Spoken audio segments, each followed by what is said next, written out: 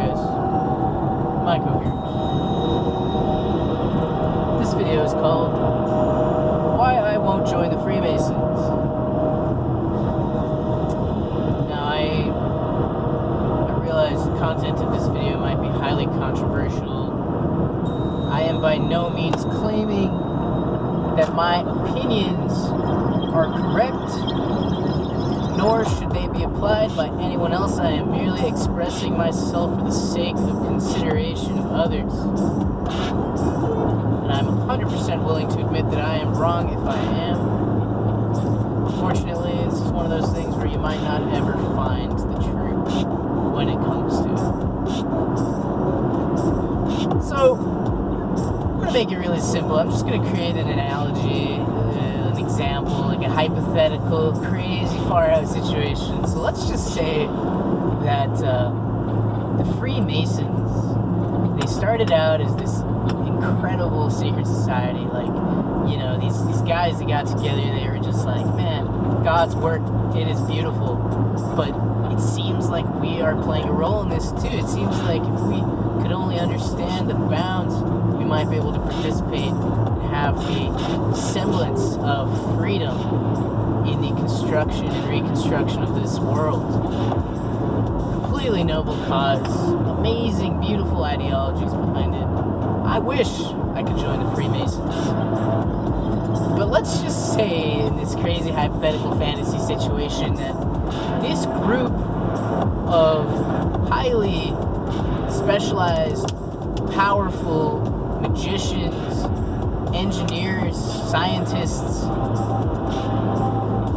they became so big and popular and powerful that let's say there were forces that wanted to manipulate them, forces even more powerful than them. Theoretically, just hypothetically speaking, do you think it'd be possible for this higher, more powerful, more intelligent entity, if you will, to take control of the Freemasons, to infiltrate them? Let's just say in this crazy, wacky fantasy world, let's say that there's this fucking cult of ruthless, just inhumane, disgusting, robotic appendages that are really just slaves to some fucking unseen, fat and bloated, drug-addicted, selfish fucking entity. Let's say that this cult, because they don't have as much responsibility to uphold. They don't have as much care for the structural stability of the whole thing. So they can just kind of go in there as agents, and they can infiltrate and influence, and they could potentially do this in such a way that none of the members would even know what was happening, right? And so the simple reason I won't join the Freemasons, at least not yet, is because I haven't found evidence that something like this isn't happening as we speak. And when I give up my agency, when I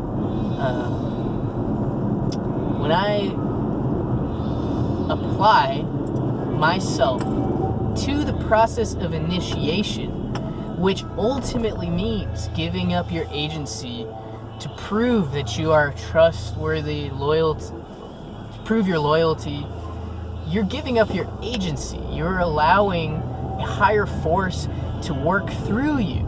And I completely believe in this philosophy. I mean, I believe I am doing God's work, as are you, as are all of us. We're all in one way or another, some more functional than others, participating in this great cosmic drama, and I don't need a church, nor do I need a fraternity to tell me how or why I'm doing God's work. I know I am already, so I don't need that. But it is scary, because let's say someone isn't doing God's work. Let's say someone's doing the work of some sort of a demiurge who's just masturbating all day and he needs more money for lube, and here you are burning your fucking children so that you can buy this guy more lube. I mean, I don't want to do that. I love my children, right? So, I don't have children, by the way, but it's all hypothetical anyways, so. Those are my thoughts, guys. I am a paranoid person. I know this. But I urge the non-paranoid to consider how much of what we're saying is delusional, how much of it contains even just a nugget of truth that might be useful in some way, applicable in another way. You know, maybe what we're saying isn't complete horseshit. Maybe it's something we should all think about. And be wary of slavery. That's what's so great about America, right? And that's what's so great about the Freemasons in terms of ideology. Both of these things, initially, like, the whole idea is that it's all about sovereignty of the individual. It's all about a person being able to actualize themselves and essentially create a type of entity that is noble, courageous, powerful, free, honest, and in doing so actually benefits the structural stability of the entire system, right? If there's a war and a chunk is taken out here, a chunk is taken out there, you know, the few chunks you have left, are they going to be able to fend for themselves? Are they going to be capable individuals? Or are they merely appendages of slaves? Slaves to slaves. An endless, simulacra of slavery. It seems like that's what we're dealing with a lot of the time here, guys, and that's what's so important about sovereignty and the American ideal.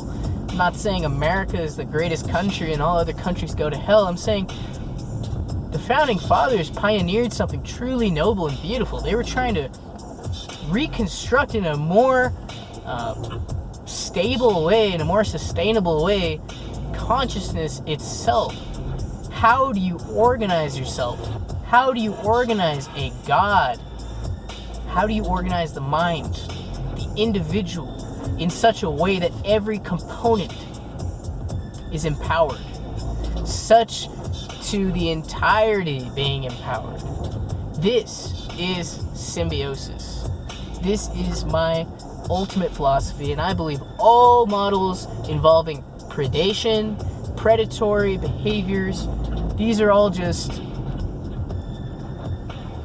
mechanisms, relics of the past, of an older and simpler time when there was far more chaos than there is now. And now that the mind has sort of taken over, I think our greatest fear is paranoia, and that's why perhaps Kennedy might have said one of the most important things of all that day when he said, the only thing to fear is fear itself.